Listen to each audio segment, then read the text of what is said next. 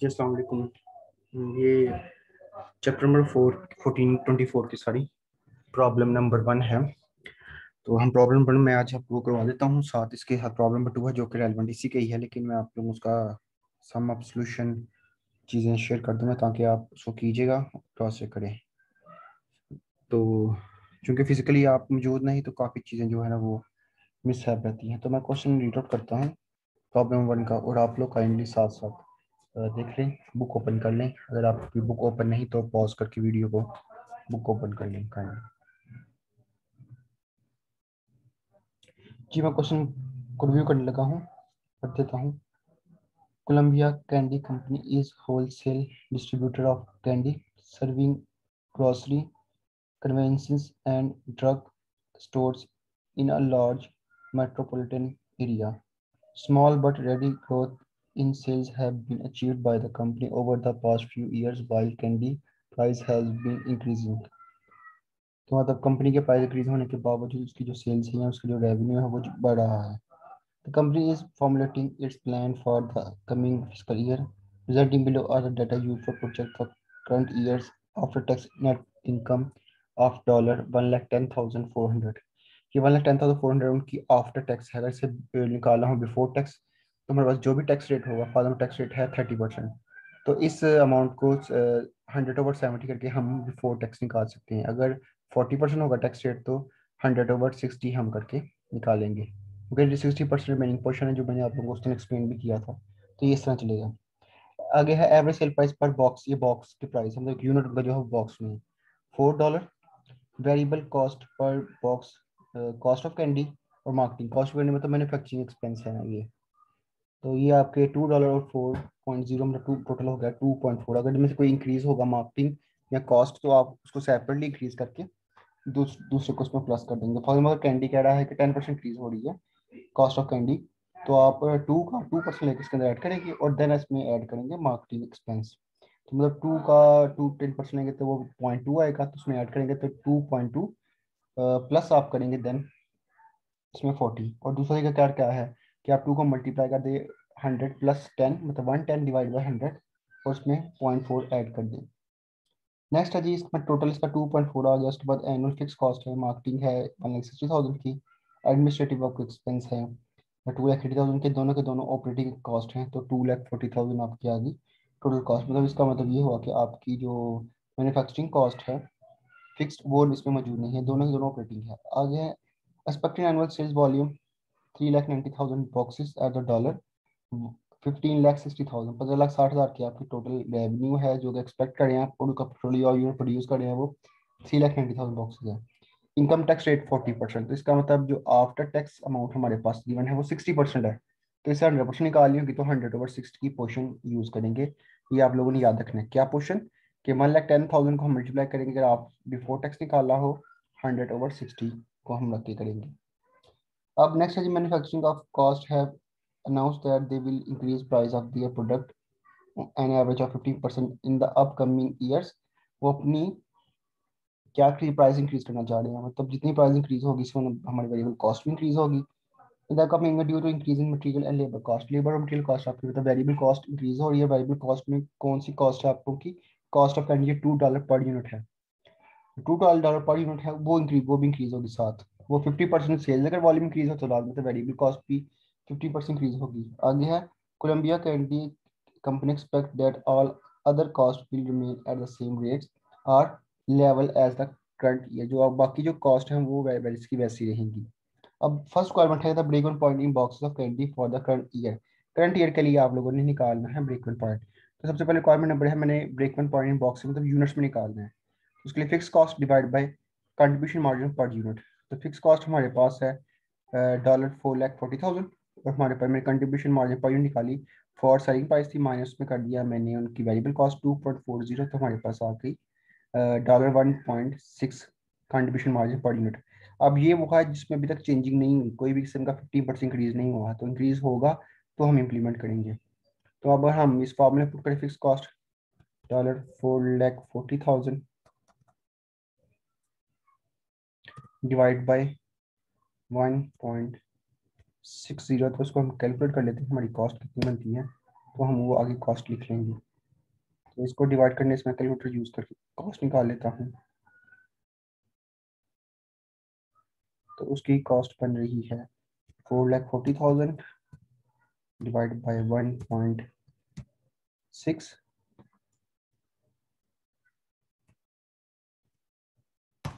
तो हमारे पास 2,75,000 यूनिट्स आ जाएंगे इसके लिए।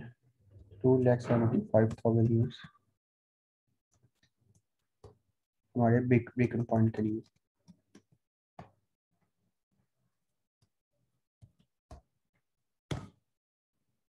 तो हमारी फर्स्ट रिक्वायरमेंट यहाँ पे कंप्लीट हो गई है। हमारे पास फर्स्ट रिक्वायरमेंट का जो आंसर है वो यहाँ पे हमारा बन जाएगा, जो कि रिक्वायर्ड किया है। अब सेकंड रिक्वायरमेंट चलते हैं।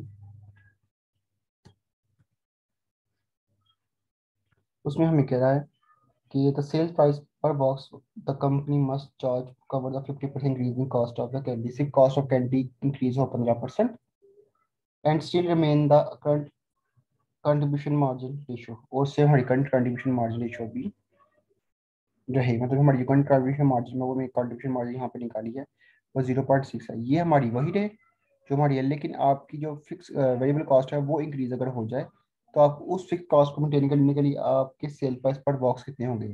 तो उसके लिए मैंने फार्मूला मैं सेल प्राइस पर करके वेरिएबल कॉस्ट का डिवाइड बाय कंट्रीब्यूशन मार्जिन, ये फार्मूला वही है जो कि हम कंट्रीब्यूशन मार्जिन रेशियो के लिए यूज करते हैं।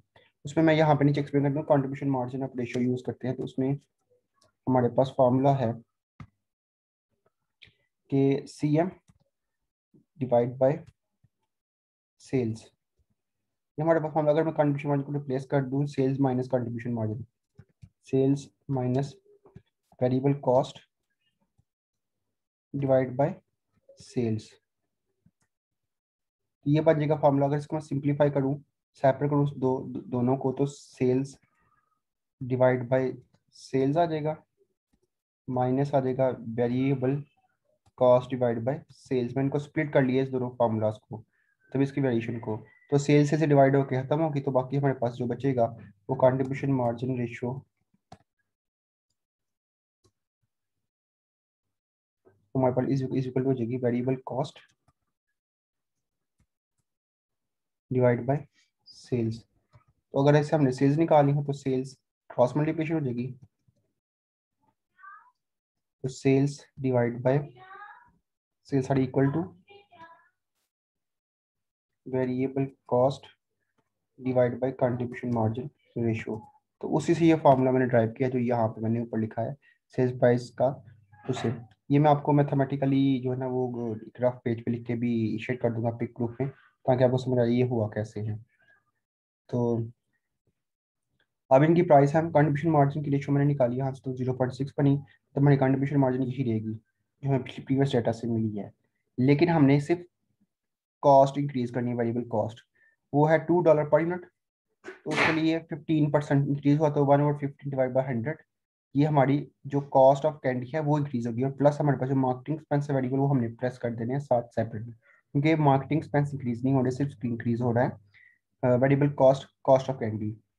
तो ये परसेंटेज मैंने बता दी कैसे लिख लीजिए, 10 + 15% साथ, तो 1/15/100 हो जाएगी आपकी परसेंटेज। तो ये हमने परसेंट यहाँ पे यूज की।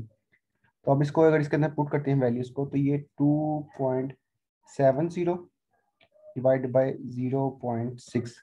अब 0.6 का मकसद ये है कि आप लोगों को कंफ्यूजन कीजिए, ये हमारे पास 0.6 जब वेरिएबल कॉस्ट चेंज होगी, तो हमारी वेरिएबल कॉस्ट चेंज होने से कंट्रीब्यूशन मार्जिन को सेम नहीं, कंट्रीब्यूशन मार्जिन हम प्रीवियस वाली यूज करेंगे कि कंट्रीब्यूशन मार्जिन इतनी ही रहे, लेकिन सेल प्राइस कितने इंक्रीज होते हैं वो हमने फाइंड करनी है। तो इनके डिवीजन से कंट्रीब्यूशन मार्जिन की रेशियो वही रखने से हमारे पास जो सेल प्राइस आते हैं वो आते हैं 4.50 बन जाएगी आपके पास पर यूनिट सेलिंग प्राइस। मतलब 4 पॉइंट इतने हो और 2.75 जो हमारे पास वेरिएबल कॉस्ट आई है, अगर ये हम यूज़ करें तो हमारे पास कंट्रीब्यूशन मार्जिन 0.6 ही रहेगा। तो ये हमारे पास इसका आंसर होगा इस रिक्वायरमेंट के लिए। तो मैं फिर इसको रिपीट कर देता हूँ कि मैंने कंट्रीब्यूशन मार्जिन की हेल्प से sale price variable cost contribution दोनों के लिंक का फार्मूला जनरेट किया। तो वो फार्मूला बेसिक्स के से बना, तो वो मैंने पुट किया यहाँ पे। उसके लिए हमारे पास कंट्रीब्यूशन मार्जिन वही जो स्टैंडर्ड उसने फिक्स किया है, उसने बोला भी कि remain the current contribution margin ratio, कि हमने करंट कंट्रीब्यूशन मार्जिन रेशियो उसको मेंटेन करना है। लेकिन हमारी वेरिएबल कॉस्ट इंक्रीज हो रही है, हमने वेरिएबल कॉस्ट इंक्रीज की। अब चूंकि वेरिएबल कॉस्ट इंक्रीज हो रही है तो सेलिंग प्राइस भी इंक्रीज होनी चाहिए, तो हमने वो सेलिंग प्राइस निकाली है यहाँ पे $4.50, पहले 4 थे या 4.50 होंगे, तो हमारी करंट कंट्रीब्यूशन मार्जिन यही रहेगी। जिसके बाद थर्ड रिक्वायरमेंट है, कहता volume of sales in dollar the company must achieve the upcoming year to maintain the same net income. Same net income मतलब वो वही नेट इनकम जो आपकी अभी करंटली बिजनेस के अंदर मौजूद है। तो इसके लिए वो इनकम चाहिए हमें जो कि नेट प्रॉफिट बिफोर टैक्स हो। तो हमारे वो हमें वो गिवन नहीं है, हमें पहले वो फाइंड करनी पड़ेगी। दूसरा, as project for the current year if sale price of candy remain at $4, अगर सेल प्राइस की वही रहे $4 पे, and the cost of candy increase 15%, जो कॉस्ट ऑफ कैंडी 15 इंक्रीज % होकर हमारे पास ये आई है, ये वाली वैल्यू। कहता है ये वाली 15% वाली वेरिएबल कॉस्ट लेनी है, लेकिन सेलिंग प्राइस आपने $4 ही लेनी है यहाँ पे। और आपकी इंक्रीज क्या होगी, आपकी जो प्रॉफिट है वो भी आपका वही रहना चाहिए। मतलब हमें रिक्वायर्ड सेल लेवल जो कि टारगेट प्रॉफिट यूज करना है उसके बारे में इंडिकेट कर रहा है। मैं फिर इसको करता हूँ, द वॉल्यूम ऑफ सेल, मतलब सेल का वॉल्यूम, सेल का लेवल क्या होगा। ठीक है जी, उसमें क्या रहेगा, आपकी कंट्रीब्यूशन मार्जिन चेंज हो जाएगी चूंकि वेरिएबल कॉस्ट चेंज हो रही है। दूसरा, आपकी वेरिएबल कॉस्ट 15% इंक्रीज कर रही है। तीसरा, आपको यहाँ पे टारगेट प्रॉफिट चाहिए, तो टारगेट प्रॉफिट के लिए आप क्या चाहिए, बिफोर टैक्स। हमारे पास आफ्टर टैक्स प्रॉफिट है, तो मैं सबसे पहले आफ्टर टैक्स निकालूंगा, ये मैंने यहाँ पे लिख दिया है 1,10,000 मल्टीप्लाई बाय 100 डिवाइड बाई 60। अब 60 कैसे आया, 60 का रीज़न क्या है, तो मैं आपको यहाँ पे लिख देता हूँ कि 60 का रीज़न ये है कि आप लोगों ने आफ्टर टैक्स इनकम थी, इनकम रेट जो था आपका वो था 100 माइनस 40 था आपके पास। ठीक है जी, तो वो हमारे पास आ गया 60%। तो ये 60% हमने हेल्प आउट करेगा कि टोटल अमाउंट निकालनी है। टोटल अमाउंट निकालने तो ये रिवर्स हो जाएगी रेशियो, तो 100/60 आ जाएगा। तो ये इस तरह फिर हमारे पास ये वैल्यूज क्रिएट होंगी इसकी।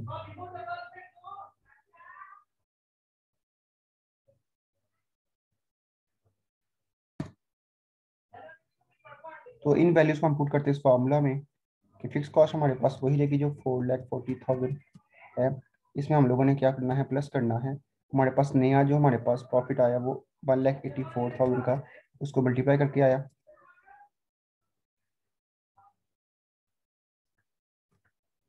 अब इसको डिवाइड कर देंगे, हमारे पास कंट्रीब्यूशन मार्जिन रेशियो वो भी हम लोगों ने नीचे निकाली है, उसको मैं यहाँ पे एक्सप्लेन करता हूँ। हमारे पास है कंट्रीब्यूशन मार्जिन 1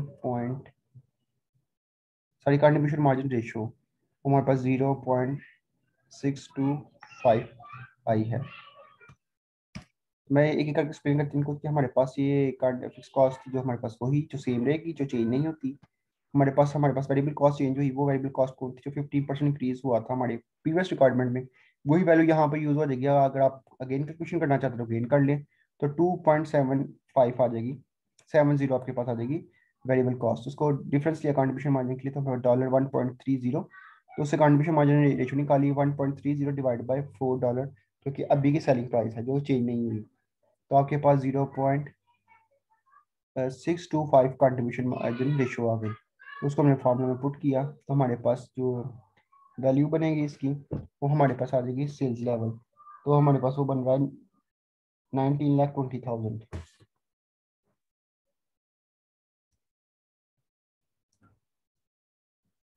$19,20,000, मतलब इतने की अगर सेल हो तो हम ये तमाम टारगेट अचीव कर सकते हैं। ठीक है, पहले ये सेल्स डिफरेंट थी, पहले 15 लाख समथिंग थी जो क्वेश्चन गिवन की है। अगर ये सेल इतनी हो जाए तो हमारे पास जो रिक्वायर्ड सेल लेवल है हम टारगेट प्रॉफिट के अकॉर्डिंग वो पूरा कर सकते हैं, क्योंकि हमारी वेरिएबल कॉस्ट इंक्रीज कर रही है। तो ये क्वेश्चन यहाँ पे तक था, इसमें ज़्यादा कोई कॉम्प्लिकेशन नहीं है। तो अगर आप में किसी को क्वेश्चन हो तो डिस्कस कीजिएगा, मैं इसको सॉर्ट आउट कर दूंगा। और प्रॉब्लम नंबर 2 आप लोगों का होमवर्क है, काइंडली उसको करें। प्रॉब्लम आती है तो मुझसे डिस्कस कीजिएगा। तो आज आपका टेस्ट भी है, तो टेस्ट भी आप लोगों को आज होगा, तो वो भी आप लोगों ने प्रोसेस करना है। Thank you so much.